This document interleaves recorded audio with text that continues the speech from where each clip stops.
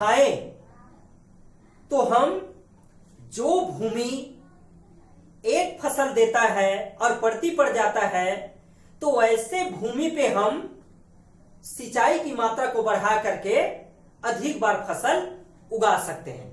तो सिंचाई की मात्रा में वृद्धि करके किसी भी देश में फसल के उत्पादन को क्या किया जा सकता है, बढ़ाया जा सकता है। तो देखते हैं हमारे भारतीय परिप्रेक्ष्य में जैसे सिंचित भूमि 1950-51 में 21 मिलियन हेक्टेयर था, जिसे बढ़ा करके 2010-11 में 64 मिलियन हेक्टेयर किया गया।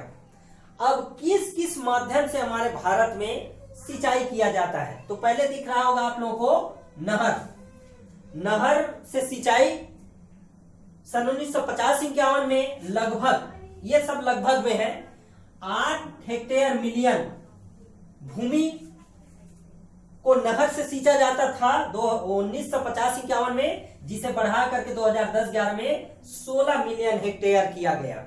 इसी तरह तालाब से जो भूमि सिंचाई किया जाता था उसे थोड़ा घटाया गया।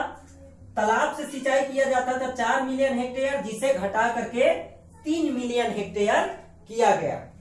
सन 1950-51 में हमारे भारत में नलकूप से किसी भी प्रकार की सिंचाई नहीं किया जाता था, जिसे आज देखें वर्तमान में तो 28 मिलियन हेक्टेयर भूमि पर नलकूप या ट्यूबवेल से क्या किया जाता है, सिंचाई किया जाता है।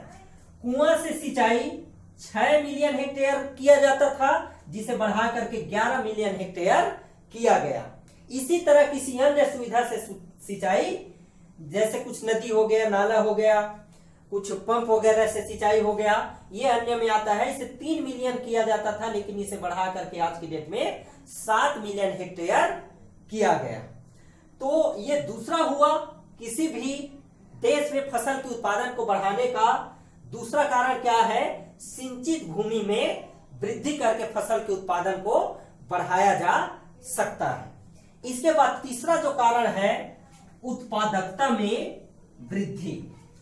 उत्पादकता में वृद्धि का मतलब क्या होता है, यदि कोई अनाज कम मात्रा में उपज होता है तो कुछ ऐसा अनाज बनाया जाए या बोया जाए जो अधिक से अधिक क्या करे, हमें उपज दे। तो इसमें एक तरह से हम लोग हरित क्रांति को अपनाते हैं। और हरित क्रांति आप सभी लोगों को पता है कि हरित क्रांति आधुनिक तकनीकी रासायनिक खादों का उपयोग करके फसल के उत्पादन क्षमता को बढ़ाना। क्या क्या? आधुनिक तकनीकी, रासायनिक खाद और उन्नत बीज का उपयोग करके फसल की उत्पादन क्षमता को बढ़ाना क्या कहलाती है, हरित क्रांति कहलाती है। तो ऐसे कुछ बीज लाया गया जिससे फसल अधिक मात्रा में उगना चालू हो गया। तो ऐसे में सबसे ज्यादा आप लोगों को दिख रहा होगा यहां कि देखिए कि गेहूं के उत्पादन क्षमता में सबसे अत्यधिक क्या हुई, वृद्धि हुई, 6 से सीधा 86 मिलियन टन में। तो गेहूं की उत्पादन क्षमता में कैसे वृद्धि हुई, गेहूं का फसल में हरित क्रांति को अपनाया गया। तो देखिए सन 1950-51 में प्रति हेक्टेयर गेहूं मात्र 663 किलोग्राम उगाया जाता था, लेकिन 2010-11 में इसे बढ़ा करके 2938 किलोग्राम प्रति हेक्टेयर किया गया। अर्थात गेहूं के उपज में अत्यधिक क्या हुई, वृद्धि हुई। इसी तरह से मक्का के उत्पादन सन 1950-51 में प्रति हेक्टेयर 547 किलोग्राम था, जिसे बढ़ा करके 2010-11 में 2540 किलोग्राम प्रति हेक्टेयर किया गया। इस तरह से भारत में फसल की उत्पादन क्षमता को क्या किया गया, बढ़ाया गया।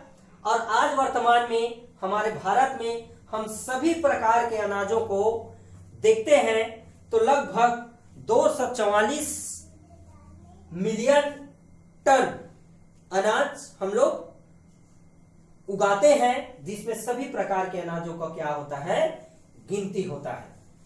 तो भारत में फसल उत्पादन और उसके कारण, यदि कहीं प्रश्न उठ जाता है कि भारत में फसल उत्पादन के कौन कौन से कारण है, तो ये 3 कारण आप लोग लिख सकते हैं। और एक ग्राफ के माध्यम से हम लोग आज समझने का प्रयास किए हैं कि मतलब भारत में फसल उत्पादन प्रति मिलियन टन में कैसे वृद्धि हुई।